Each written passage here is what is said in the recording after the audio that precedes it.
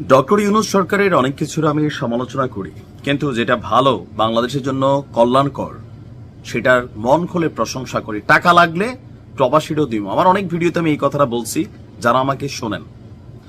অন্য দেশের গোলামি করা অথবা অন্য দেশকে গইনা চলা, দেখেন আমরা বন্ধুত্ব করব, ব্যবসা করব, সেটা আলাদা।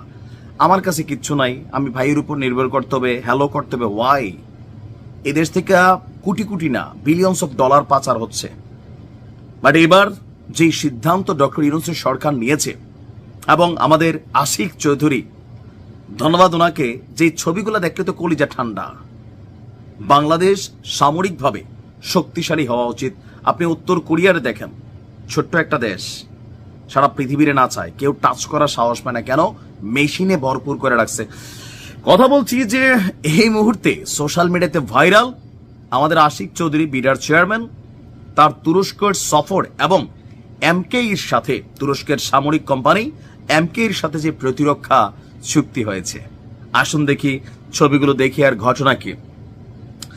সম্প্রতি আপনার আশিক চৌধুরী তুরস্ক সফরে গিয়েছিলেন, তো সেখানে তিনি তুরস্কের প্রতিরক্ষা শিল্প কোম্পানি এমকেই পরিদর্শন করেন। এই সফরের উদ্দেশ্য ছিল বাংলাদেশ এবং তুরস্কের মধ্যে প্রতিরক্ষা শিল্পে সহযোগিতা বাড়ানো এবং একটি গুরুত্বপূর্ণ চুক্তি স্বাক্ষর করা। এই প্রতিবেদনে আমরা যতটুকু বিষয় আপনাদের সামনে নিয়ে আসছি, যে তিনি সেখানে সফরের সময় বিভিন্ন আধুনিক অস্ত্র, সামরিক যন্ত্রাংশ, তারপর হচ্ছে যে বিভিন্ন ছবিতে দেখছেন নানান ধরনের জিনিসপত্র তিনি দেখছিলেন। আর এই সফরে বাংলাদেশ এবং তুরস্কের মধ্যে একটি চুক্তি স্বাক্ষরিত হয়েছে। বলা হচ্ছে যার মূল ফোকাস বাংলাদেশে নতুন গোলাবারুদ এবং সামরিক যানবাহন উৎপাদন কারখানা স্থাপন। এটা খুবই গুরুত্বপূর্ণ। ভাল লাগছে, কঠিন ভাল লাগছে, ভাল লাগলে শেয়ার করেন। চুক্তিটি প্রযুক্তি স্থানান্তর এবং যৌথ উৎপাদনের উপর ভিত্তি করে, যা বাংলাদেশের প্রতিরক্ষা খাতে স্বনির্ভরতা বাড়াতে সহায়তা করে। এটি বাংলাদেশের সশস্ত্র বাহিনীর মিশন 2030 এর অংশ হিসাবে বিবেচিত হচ্ছে। বাংলাদেশের সামরিক ক্ষমতাকে আধুনিকরণ এবং বিস্তারের আরো পরিকল্পনা রয়েছে।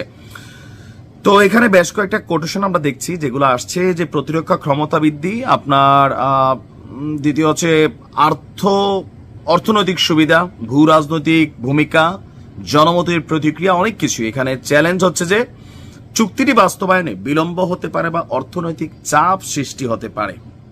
এছাড়া ভারতের সাথে সম্পর্কে প্রভাব পড়ার সম্ভাবনা রয়েছে। পাত্তা দিলাম না ভারতেরটা, বাট অর্থনৈতিক যেটা, এটা এড়িয়ে যাওয়ার সুযোগ নাই।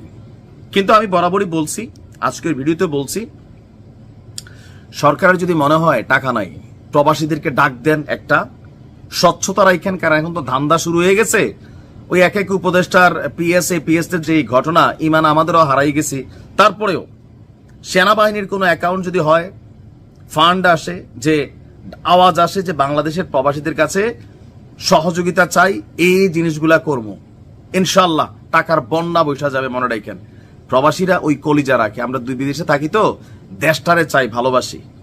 ওই মিয়ানমারের দিক দিয়ে আরাকান আর্মি গুতা দেয়, সীমান্তের মধ্যে বিএসএফ গুতা দেয়। ভাই, এই গুতাগুতি আর ভাল লাগে না। আমরা কারোর সাথে যুদ্ধে যাওয়ার পক্ষে না, তবে আমাদেরকে গুতাইলে আমরাও গুতাটা রিটার্ন করার পক্ষে। তবে গুতামুখী দিয়া মেশিন লাগবে। এই চ্যালেঞ্জটা একটা বড় চ্যালেঞ্জ, কারণ ডক্টর ইউনূসের সরকার অর্থনৈতিকভাবে একটা বড় চ্যালেঞ্জের মুখে আছে। চুক্তির স্বচ্ছ বাস্তবায়ন নিশ্চিত করতে সরকারি তথ্য প্রকাশ এবং জনগণের সাথেও আলোচনা বাড়ানো উচিত, অনেকে বলছেন। আর এটা ভারত কিন্তু পজিটিভ নিচ্ছে না। অলরেডি আপনারা দেখছেন যে শিলিগুড়ি করিডোরে যুদ্ধের প্রস্তুতির মতন রাফাল যুদ্ধ বিমান, রাশিয়ার তৈরি S-400 000 মতন অত্যাধুনিক প্রযুক্তির আকাশ প্রতিরক্ষা সিস্টেম বাংলাদেশকে টেনশন করে নিয়ে এখানে বসানো হচ্ছে। এটা যুদ্ধের প্রেক্ষাপট দেখতেছি, এখন বুঝতেছি কেন এগুলো হচ্ছে। কারণ বাংলাদেশ চীন থেকেও JF-17 এর মতন অত্যাধুনিক প্রযুক্তির বিমান কিনতেছে। এই জায়গাগুলোতে সরকারকে ধন্যবাদ। আরো অনেক দূর সামরিক খাতকে আগায় নিতে হবে। ভালো থাকুন।